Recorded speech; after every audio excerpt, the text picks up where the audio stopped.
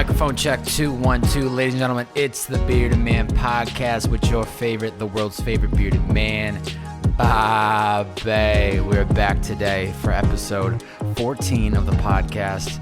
We're getting our way closer to 100. We only got 76 more to go. Is that right? 78? No, it's.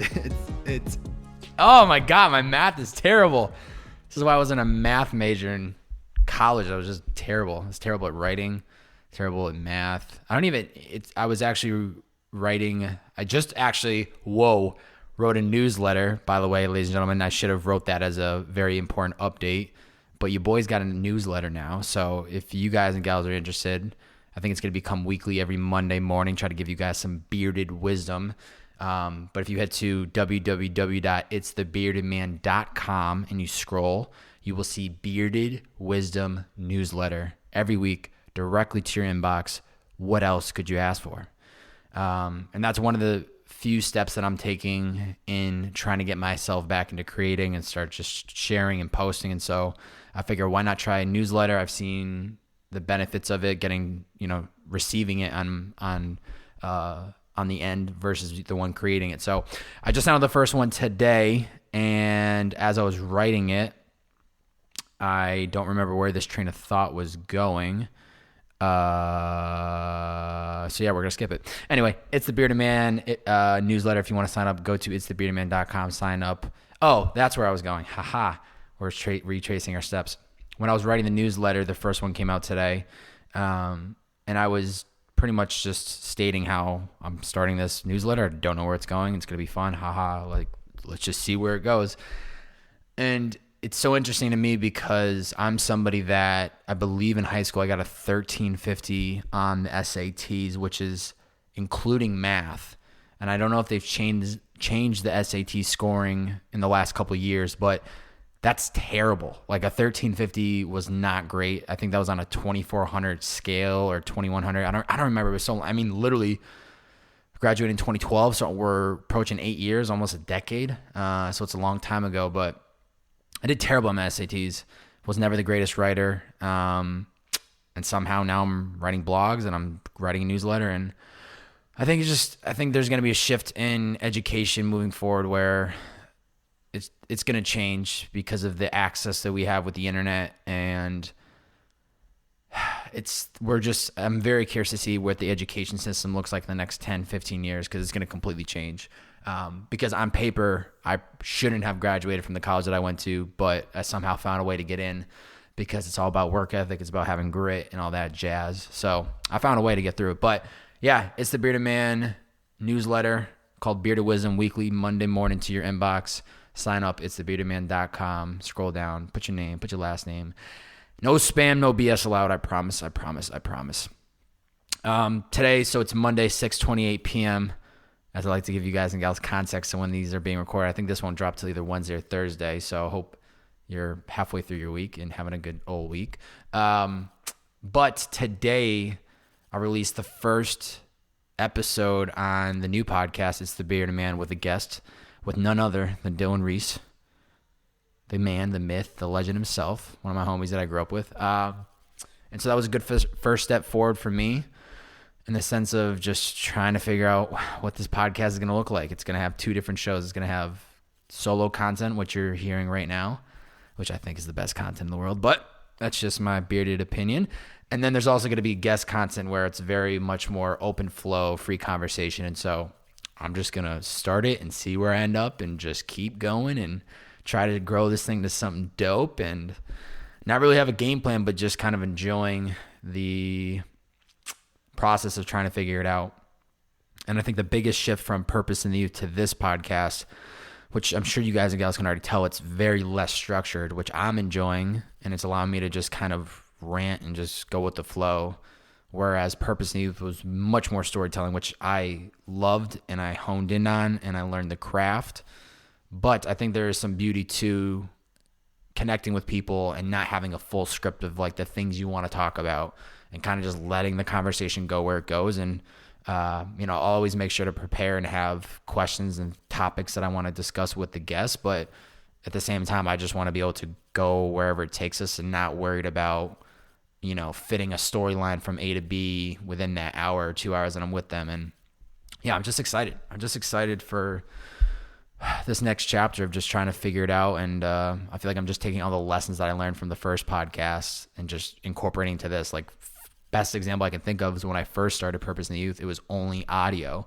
And then I worked my way up to visual. And I'm doing the same exact thing, because when you add in visual content on top of the audio, the video is just a whole nother layer of complexity of just lighting and cameras, and does it, like, the shot look good, and then going into like final cut and putting it together. It's a lot of work on the back end, and I really enjoy just the aspect of people only being able to listen to the audio and just listening to the conversations, because at least for me, as a very big podcast listener in the last couple of years, I occasionally would watch a podcast if it's like Joe Rogan and Elon Musk, or it's like something that's really catches my attention. But I would say more than 95% of the podcasts I listen to are just audio, whether it's I'm running, whether I'm driving around the house. I mean, I could be doing a million things, but I think just listening to the audio, you don't get distracted by watching the video. But I also see the benefits of video too, so I could keep going. But all that to say, I'm enjoying this process of trying to figure it out, and just not adding the video aspect is just so much less stress on my shoulders of trying to produce it. So it's very exciting for the Bearded Man. So we got some big topics to talk about today. As I said, it's Monday. What's the date? It's the 27th of July. Wow. July's flying by. It's unbelievable. So crazy stories that we got today. We got some crazy stories. Let's start off with Saturday. Saturday was a normal day for the Bearded Man. I just got back last week from being home in Massachusetts, so I knew this weekend was going to be a great weekend to kind of just get my shit together, just go with the flow and see, I had nothing planned this weekend except for Sunday, which we'll get into. But for Saturday, I was just like, I'm just going to go with the flow. Woke up. I wrote the newsletter that I wanted to write for this week. I edited the podcast with Dylan that came out today. Got some shit done, you know what I'm saying? Went to the car wash, got the car nice and clean, vacuumed it, accidentally vacuumed my mask. That sucked. And I laughed at myself like, you're an idiot. You should have been wearing your mask and you wouldn't have done that. So I felt like that was the world telling me to wear my mask more, even though I always do wear my mask, but I was vacuuming my car. I didn't think I need to wear it. Anyway, that's gone. RIP. And so every Saturday, I kind of, at least since quarantine or since living in where I am now in LA in Hawthorne, I, on the weekends, would treat myself, right? I'd go to Manhattan Beach, which is like 10, 15-minute drive. And by treat myself, I mean I would just change up the scenery of where I would run. And it's beautiful running along the beach. They have this, it's called the Strand. It's this long pathway running along the water. And so I've been running this path religiously for like the last 3 or 4 months. And it's just great. You're right on the beach. You get some nice suntan. You know what I'm saying? I'm the tannest I've ever been. And when you're Irish and Polish, it's hard to tan. It's really hard to tan. My sister got lucky. She got the Polish skin, I think. So she tans like crazy. But my white ass gets so burnt. And I think I'm the tannest I've ever been in my life. And so I run this path. I run this trail every Saturday for the last couple months. And this Saturday was a little different, ladies and gentlemen. So I usually run 4 miles. Usually is average when I'm running when I go to Manhattan or just in general. 4 miles, 2 miles down, 2 miles back. So this is like any other Saturday. It's beautiful out, mind you. Everything that's happened with COVID, it definitely like has you're allowed to walk this Strand, but it's definitely decreased in the amount of people that were actually risking it. And so I'm doing my part, wearing my mask. I run 2 miles down. I run 2 miles back. There's certain pockets that are heavier than others where there's like a lot of people, and there's pockets where there's nobody. So after I finish running, I usually do like a half-mile cool down, and I just walk a half mile down that path and then a half mile back. And then I'm like usually like not, you know what I'm saying? Like if I got in my car after running like that, the car would be disgusting because of all the sweat. So this is unbelievable. I can't believe I'm about to say this. I feel like this is fake. I don't even know how this happened. Okay. So I walk my half mile down, do my little dance. I do a little spin and start walking back. Okay. Once again, spin, walking back. One more time. Spin, walking back. Okay. I'm walking back. Now, as I'm walking, usually when I'm running, I'm not really, I'm looking around at the scenery, but I'm very much just like looking down one step at a time, just trying to just focus on the run. And now that I'm not running, I'm just, looking around, look at these beautiful houses, the beach, the weather, sun's out. It's freaking gorgeous. Manhattan Beach, California, sign me up. It's beautiful. So I see this man at a light jog coming at me probably 20 feet out. And there's nobody around him. There's nobody behind him. There's nobody in front of me. There might have been people behind me. I have no idea. But I see this man coming at me. He's wearing all black. He's probably, 5'8", 5'10". No, not 5'10", probably about 5'8". And no disrespect to this gentleman. I'm just thinking back on this memory. And also, let me just say, this moment just happened so quickly that now at this point, I feel like I don't even know what happened, but I do know what happened. So I see this man running at me, jogging at me, and he probably gets within 15 feet. And in my mind, I say to myself, holy shit, this is Kendrick Lamar. Now, if you're not familiar with who Kendrick Lamar is, I challenge you to Google the name. You've probably heard his music. You probably know the people he's surrounded by, but he's an extremely successful hip-hop artist from Compton, California. This is somebody I've been listening to since probably 2009, 2010. I don't know when Section 80 came out, but Dylan put me on to this guy way back in the day. And I've been listening to him ever since. And so I see Kendrick Lamar running at me, and there's literally no time to even think about what I can or can't or shouldn't do. And my go-to reaction is to go, what up, brother? Huge fan, like a fist pump. Gives me the fist pump, and I literally kind of turned the way he's running, and I said, yo, do you mind if I jog with you right now? And he's just like, sure. I just started jogging with Kendrick Lamar. Once again, the Kendrick Lamar. Google this name if you're not familiar. If you are familiar, you're like, Bobby, how the hell did this happen? So now I'm running with Kendrick Lamar. Me, Kendrick Lamar, we're broing out. We're boys now. We're jogging in the same direction of life together. It's incredible. First thing I say to him after he gives me the, yo, you can run with me, I go into, like, of course, fucking reflective bearded man podcast mode. I literally say to him, I said, yo, bro, I know where you come from. I know he had a very much different upbringing than anything I was part of. And I said, I know where you come from. I know the success you've had. How in the world do you stay grounded? Because that's somebody that has seen both spectrums of life. And I am so amazed by people like him because I can't even imagine the mental toughness that he's had to train himself because of the things that he's gone through in his life, and then to the point where he's so successful that probably anybody and everybody he's ever known wants to reach out to him and look for favors and money and all that stuff. And he I think that kind of caught his attention. Like, okay, this is a fan, but he's not like fanboying out. And he was very just, like even keel, like, man, you just keep going and you stay focused. And I said, man, it's just, of course, looking back, I should have just let him do the talking, but I was so in the moment, I couldn't believe that this shit was happening that I just went into override, and I just said, man, I literally, like, I've been bumping you since 2010. I said my favorite album to this day, I still bump heavily, is Good Kid, Mad City, and he kind of smirked at that because I think he's like, okay, this is somebody that, like, doesn't just know me as Kendrick Lamar and sees me as some famous dude, like he's actually a fan of the music. So now we're jogging a little bit more. It's crazy. Fucking jogging with Kendrick Lamar. What? And so then we're jogging. And then after that, I go, man, like growing up in Massachusetts, been bumping you. I kind of go into a little bit of a story how growing up with Dylan We looked at him as inspiration, trying to build Dylan's music career.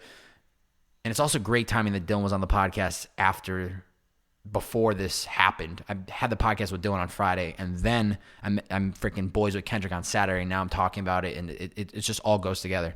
But we saw Kendrick grow his career from afar, being in Massachusetts. And we actually had a chance where Dylan opened up for one of Kendrick's boys on Top Dog Entertainment, TDE, the group that that he came up with. And his name was Schoolboy Q, and I think it was 2011, maybe 2012, where Dylan opened for this guy in Western Massachusetts. So, I was like, oh, we opened up for Schoolboy Q back in the day, and that caught his attention too. He's probably in his mind like, okay, this guy actually knows some of his shit. Like, it's not just some random fan. And then it kind of gets to the moment where I was like, okay, this is really creepy of you, Bob, because this man is out here running by himself. He's surprisingly playing music through his phone while he's running with it. If you offered me $1 million to tell you what music he was playing, I could not tell you because I was only listening to Kendrick's voice. If there was a bomb that went off behind me, I wouldn't have even noticed because I was so in tune to just listening to any word that this man was going to say to me. And so I'm now processing like, okay, you've been running with this guy for 60 seconds maybe. You probably should like let this guy go. And so then the moment of like, we kind of slow down because you have to cross the street. And I was just like, man, this is like such an honor, man. And there was that split second decision in my mind where I said, do I ask for a selfie? Do I ask for a picture? And immediately I was like, absolutely not. This is not the time or place to do that. The moment you do that, Bob, is the moment you're just another fan. You're just another fanboy to this guy, like these are human beings like all of us, like the whole picture thing. I'm sure he wouldn't, maybe he wouldn't have minded. Maybe he would have said, yeah, sure, let's flick up, Bearded Man, like tag me on IG, I'll repost it. He definitely wouldn't have done that. But it was one of those moments where I was like, this is not the time or place, and I'm just going to let this moment be what it is. And I think he was like hesitating that I was going to ask for it, and I didn't. And I just ended it, and I just said, man, like, it's just such an honor to meet you. Like, thank you so much for just letting me jog with you. And like, I hope you have a great day or whatever. At that point, I just like still couldn't believe that this was happening. And the best thing was he was kind of like, he said, no doubt, man, like I'm always here running. I'll probably see you again. And he kind of took off, and I was like, what? Kendrick, I'm going to see you again? Like, sounds good, brother. We getting brunch? We hitting the streets? We running? I couldn't believe it. And, he went off in the distance and he kept going. And I was just like lost of words of like, did this shit really just happen? Did I just like vibe out with Kendrick in Manhattan Beach on a Saturday, sun's up, guns are out, my left and right bicep, we're cruising around. Just got done with a great workout, and it was just unbelievable. Unbelievable. But looking back on it, I come home and I tell Dylan the story immediately. I tell my other roommate, Steve, I tell these guys the story. And Dylan, when I told Dylan the story, he's like, I wouldn't have done that. I would have like looked and saw it was Kendrick and just kept going.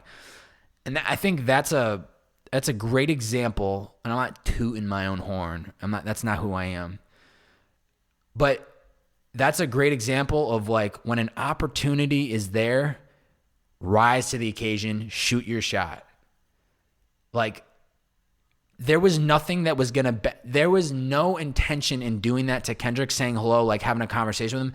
I wasn't like looking to like get on his label. Like, I'm not a hip hop artist. I don't make music. I'm not a producer. I'm not a writer. Like, there was no intention. There was nothing in my mind was like, oh, I need to ask Kendrick for this. There was no ask, but I looked at it as an opportunity to like literally say hello to one of the most influential hip hop artists that in my lifetime that I've grown up with. Like, he just influenced me listening to his music. And so, I think looking back on that, it was like a great example of when those moments come, you just got to do it. And you got to be like, you just got to be confident in yourself, just remind yourself that like, we're all human beings, whether it's you're approaching somebody, whether you're stepping up for an opportunity and you're getting super nervous, you just have to remind yourself we're all human beings, right? And I think another great example of that was, I'm not going to get into the details, but there was a time when I was driving Uber on Hollywood Boulevard. I was pulled over to the side of the road. I saw Gary Vee standing in front of my car. I said, holy shit, like a crazy man. I honked the horn. He looks at me. I grabbed my hair and I mouthed to him, holy shit. He saw me. I got out the car. I said what up to him. I passed him a business card. And of course, I asked for the selfie. I had to. That's like the content god for the beard man. But all that to say, I wasn't afraid to take my shot. I didn't hesitate. And I think that's a really strong thing about myself is when the opportunity is there or when I see a moment, I just go for it. And even after seeing Kendrick and like walking away, I just kind of like couldn't believe I actually did that. But at the same time, when I saw him coming at me, there was not even a 1% of my mental chatter saying, don't do it. It was, you need to do this right now. This is an opportunity of a lifetime to meet him. And you don't know if this is ever going to happen again. So now if I ever see Kendrick, I could be like, yo, bro, remember me? The crazy dude that literally flipped a 180, that was walking, started jogging with you for 60 seconds, you kept talking your ear off, and then split ways. So now I have an intro if I ever see Kendrick again. But it was literally incredible. I still can't believe it. I still can't believe I literally saw this guy in flesh. And it was just so, so dope. Now I got to take a sip of my seltzer tangerine. Oh, baby. Oh, baby. Yeah, so that's my Kendrick story. So two things that I'm really focused on right now on working on in my life, which will lead into kind of the other thing that I want to talk about today. There's two areas in my life that I'm really focused in on right now. Let's start with the areas that I feel very confident about. I feel very confident about my mental and physical health. I feel like that's very much in check. I meditate daily. I work out daily. I feel good. I feel like I'm in a, great physical, mental position. My abs are still hibernating, still got a 1-pack. I truly believe there's some type of 6 or 8-pack underneath everything. But, we got a little extra cushion for love on the stomach, so we're not going to question it. Financial stability, very fortunate to have Liquid IV. And, we've been a growing company through COVID, which has been a blessing, especially if I was still driving Uber right now. I don't know what I would have done through this entire pandemic. Hobbies in general, I feel like I've started to, the last couple of months, get back into some of my hobbies. I had my parents ship my golf clubs out here. I bought an Xbox One. Pushing the envelope of doing more hobbies, I guess. And the two things that I'm now really focused on, one would be this personal content, which, I've been trying to ramp up, whether it's blogs, vlogs, vlogs. What am I missing? Oh yeah, podcasts, like I'm doing right now. Unfreaking relatable. So that's an area of my life, right? Is trying to figure out the whole personal content. How do I find my new voice in this world? And I feel like I'm starting to get back into that rhythm. Once you get the momentum going, it goes. So I feel that's good. We got a lot more content coming, more weekly, more podcasts, more solo podcasts, more guest podcasts, more blogs, more newsletters, all that good stuff. It's coming. The next area of my life would be the dating aspect. Ooh. And we glazed over this one on the last episode, so I figure I might give you guys a little bit more on that today. And what's interesting is before I started recording this today, when I was writing out the notes, I actually had like an order of the way I just talked about it. The personal content is something I need to work on in the dating. And I looked at it as like, oh, the personal content's the number one priority and the dating is number 2. And I don't know if that's actually true, because for the longest time it was that, and I really burnt myself out, and I have no regrets, but I didn't allow that dating to override some of the stuff that I was working on, which got me to where I am. I was fucking driving Uber. I was trying to build a podcast and all that, blah, blah, blah, blah, blah. You already know the story. But now I feel like I'm at a point where they're very equal in importance to me. And if I had to choose either or, it would be case by case, and I wouldn't always pick the personal content anymore. Maybe one weekend I would say personal content, the next weekend I would say dating, or it would go back and forth. I wouldn't just stick one as the more important as than the other, because they're equally as important, and I need to put more time into it. With that being said, the content's rolling. We're getting there. Last week, I gave a little taste that the Bearded Man had a date coming up, which was yesterday.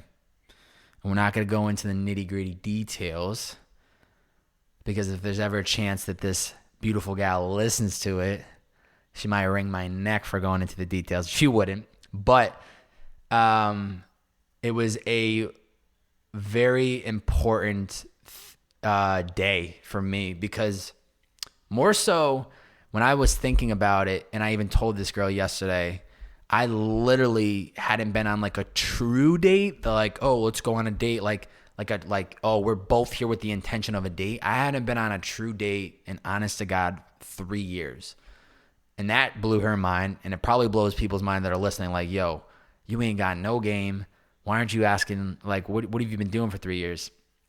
Once again, not going to bore you guys and gals with the whole storyline. I think if you've been following or you're listening, you probably have seen what I've done to get to where I am in the last couple of years. And it was me making just an effort to really see where I could go with my brand and my content. And so I punted all of that, the whole dating life, and no regrets, but it got to a point now with where I'm at. I realized like I could actually put time and energy into that now. I can try these things.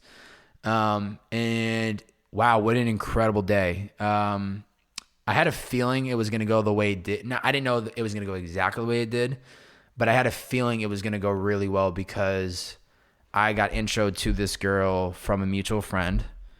And since I had been home, and for like a week or so, we had been texting a lot, and I could feel like there was something there. I think if you can make somebody laugh, make somebody smile, like give somebody the butterflies in a text, I think that's probably a good sign. That means that like if they can do that through a text for you, or vice versa, then there's probably going to be something more when you're in person, because you're like, there's nothing better than being in the physical presence of life, right? And so we originally had planned to just grab coffee. I made sure that I told her a couple days, I think like 2 days before, I said, you need to make sure your afternoon is clear. So that was pretty aggressive. That was pretty aggressive of me to be like, yeah, make sure your afternoon is clear, because if I tanked the date, then we would have split ways after the first hour, and I would look like an idiot. But I could feel it. I'm a people's person in my core. This is why I podcast. This is why I love people. This is why I love I love people. I'm a people's person in my core. So I could feel it. I could feel there was something there. And so this 1 hour coffee date turned into this whole afternoon in Manhattan Beach. We went to this place called Ocean View Cafe. Highly recommend if anyone's in LA. Check it out. It's a beautiful, beautiful cafe that overlooks the ocean. So we went there for like an hour and a half. Went to this Mexican restaurant called Tacolicious in Manhattan Beach. Never been there before. Once again, let me just say this. I was smart. I knew ahead of time. I was like, I got to plot this in my mind so that if this thing keeps rolling, I don't want to be like, okay, like, what do we do now? Like, I don't want to like have this girl having to make the decision. I want to be like the one to guide the afternoon. I wanted to lead it, right? Wanted to like make the first impression, I guess you could say. So I had mapped this out before. Bearded Man does his research. I knew this cafe was dope. I had walked by it a million times, never been there before, but I saw it was a great view of the ocean. Check. I was like, okay, if this shit goes great and we keep rocking and rolling, what are the local restaurants? Oh, great. There's a taco joint right down like a quarter of a mile away. I love Mexican food. Hopefully she does too. We'll hit that. Cool. So if that goes well, if the dinner goes well, what's going to be the next play? Maybe ice cream. Okay, there's an ice cream shop literally right on the corner. Great. If not that, the beach is right there. Okay, cool. Let me leave 2 towels in my car in the case that it goes so well that we get past the coffee, we get past the dinner, if there's ice cream, and then there's the beach. I had this shit plotted out. You got to plan, ladies and gentlemen. You got to plan. So, went to the coffee shop, went to the dinner, this Tacolicious place, probably there for like 3.5 hours, crazy long. And then Tacolicious, and then went to the beach and literally watched the sun set at like 7:30, 7:45, crystal blue sky. It's crystal blue sky, but then it's like orange and red and pink and looks absolutely beautiful. And it was incredible.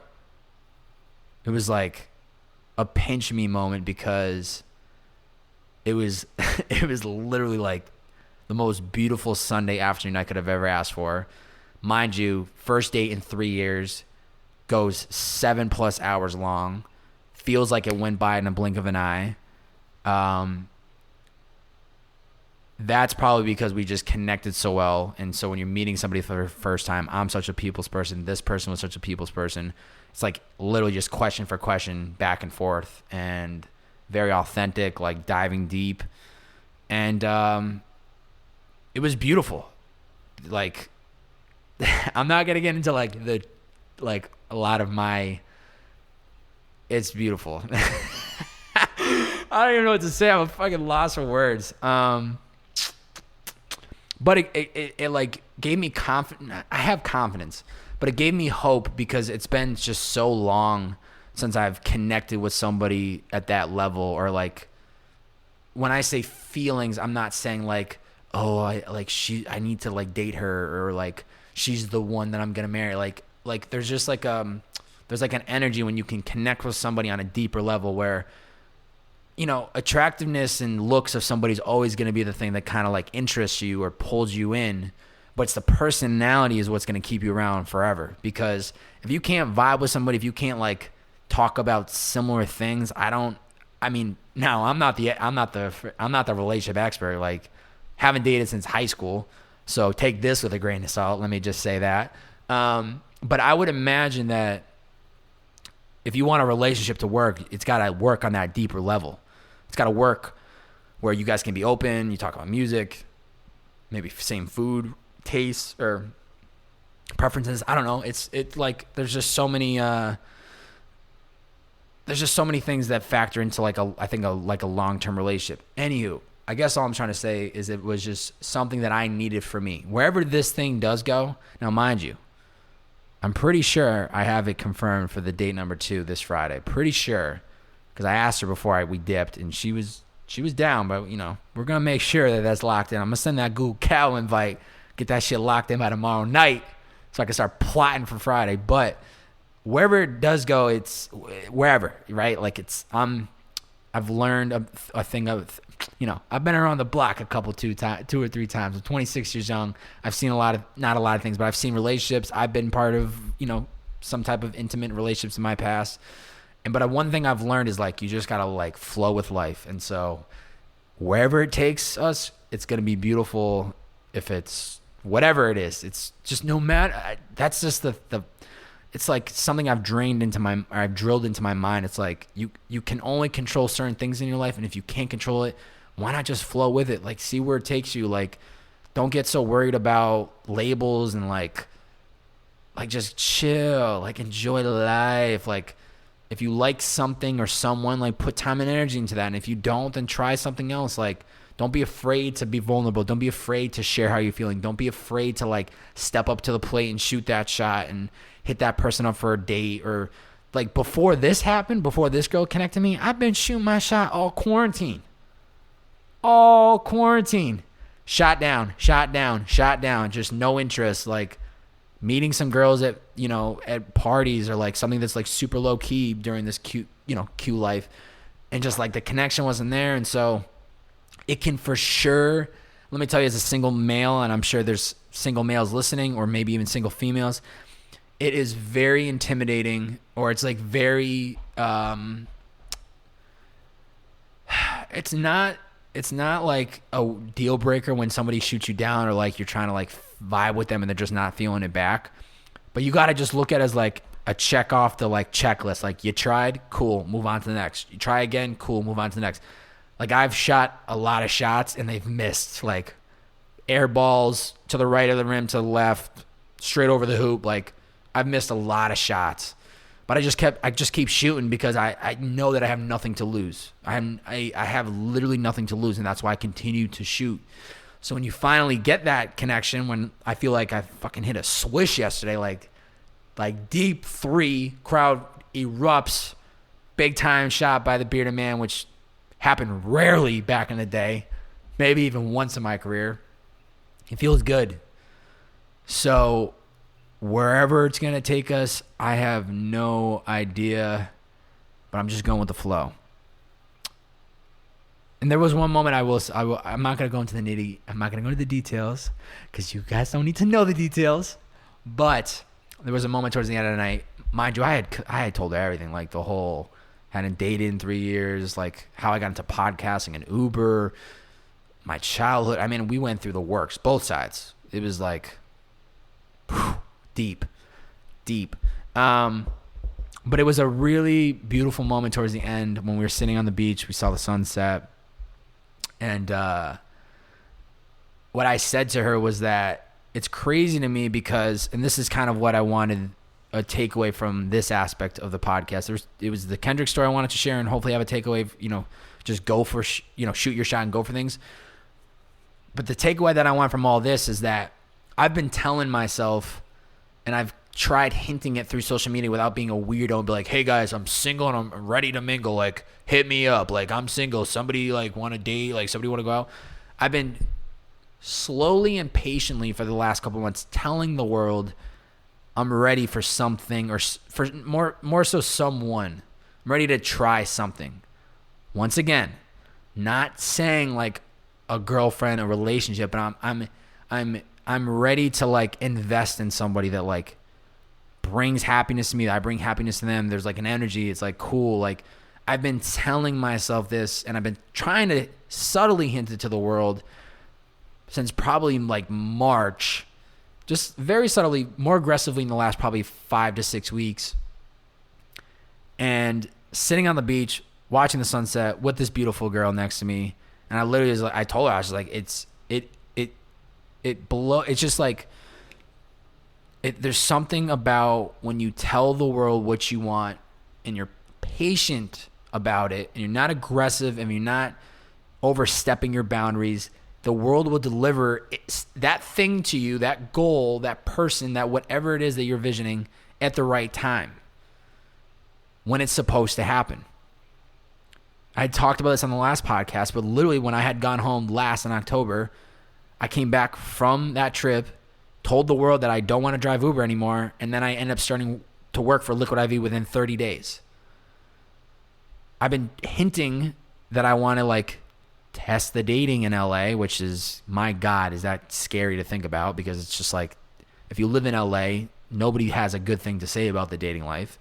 All the apps, dating apps, Tinder, Bumble, delete them. I just can't vibe with that. Like I've tried it. It doesn't connect. I need either a mutual friend or I need to meet somebody in person and then hit them up. I can't do like these apps where I just don't know anyone that mutually knows this person and I get creeped out that this is like a fake profile, and I haven't connected with it. I don't even know what I'm trying to say. What I'm trying to say is tell the world exactly what you want. I'm not saying every single day you got to post something on social media, but like share your voice. Share your voice with the world. It would amaze you. It amazes me still to this day how doing so has benefited my life. First off, it takes a shit ton of weight off my shoulders because I'm just letting it all out there. But then two, people start to see and realize like what you're trying to do. Now, I don't know if this girl that hooked us up, I don't know if she's been hearing and seeing my content for the last couple months of like me subtly hinting this, but maybe she has. Maybe she saw one of my posts and then kept that in the back of her mind. And so when she's talking to her friend and she's talking about what she's looking for in a guy, and then it triggers me, the bearded man. I don't know if she would have had that moment if I hadn't been posting what I'd been posting these last couple months. So tell the world what you're looking for. Tell them. Remind people of what you're trying to do, what goals you have. It can be scary to step up to it because you have to be vulnerable. You have to be willing to share. You have to be you got to just put your stake in the ground and stand by it, because to be like, yo, I'm looking for somebody or I'm trying to reach this goal, it's hard. It's scary. It's really scary because people will quit. Then people are like, oh, you want to do X and Y and Z? Why? They start asking why. They start drilling you about these goals you have. If people are critiquing or criticizing what you're trying to do, those are the people that you don't need in your life. That's actually the simplest way to figure out who should not be in your life. The people that come to you and say, how can I help? What can I do for you? Hey, I saw your post last week. I want to set you up with this. I saw you're looking for internship work. I got this buddy that has this company. Those are the people you want to keep near you. The people that question your decision making and question what you're trying to do with your life, those are the people that don't even have their shit figured out.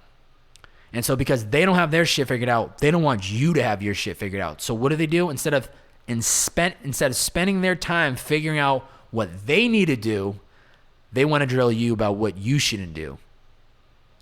Tell the world exactly what you're looking for, and I promise you, as long as you stay patient and you just believe that the world will give it to you when it's supposed to happen, it will happen.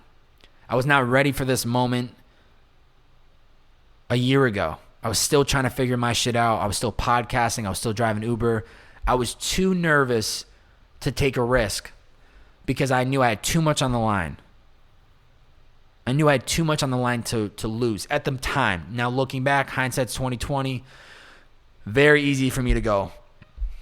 Now knowing what I know now, should have just gave myself one weekend every other weekend or 2 weekends of the month to go out and have fun. I don't regret it.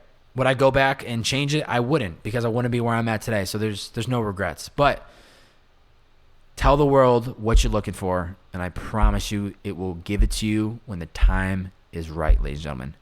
I promise you. This has been a great podcast. I love doing this shit. I love this solo stuff. This is actually so therapeutic to me. I'm looking out the windows. It's a little cloudy now in LA. I have no camera to worry about. I can just vent. I can just say what I want. I can talk about the things that I want to talk about. And it's all good. It's all good. Whether 5 people listen, 10 people listen, 100 people listen, it's all good. I'm going to still keep doing this. I got fuel in the tank. I'm just starting up the engine. I'm stretching for the marathon, and I haven't even started running. Still stretching. Still stretching for the damn marathon. The gun hasn't gone off. I haven't even crossed the starting line. Still stretching. And I hope that's how you guys and gals visualize your life wherever you are right now, whatever you're trying to accomplish. Just enjoy the ride, baby. Before we get out of here, 2 quick favors. We need to get these numbers up, ladies and gentlemen. We're at 34 reviews on the iTunes podcast app. Please go leave a review. It's going to help us authentically grow this thing from the ground up. Very simply, 1-word review. That's all I want. 1 word. That's all I want. Secondly, you can also share this podcast out on your Instagram story. Tag me at Bob, B-O, 3 B's, 4 A's, and a Y. Let me know what you thought of the podcast. Tell your friends why they should listen to it, what you learned. Be honest and tell me. Big 2 takeaways. Shoot your shot when the opportunity arises. Just go for it. If you see Kendrick Lamar running, turn around and run with him. Secondly, tell the world what you're looking for. How you're feeling right now. Post it on your Instagram. Put a video, put a picture, tweet it, right on your Facebook wall. Post it everywhere. Tell the world what you're looking for. Somebody's going to see it, and somebody's going to want to help you. I guarantee it. Shit, I might even see it, and I might want to help you. And I'll help you get to your dreams. All right, that's enough of me rambling. Ladies and gentlemen, thank you so much for tuning in to episode 14 of It's the Bearded Man podcast with your favorite and the world's favorite bearded man. We'll catch you guys and gals soon enough. It's B.O.B. signing off. See ya!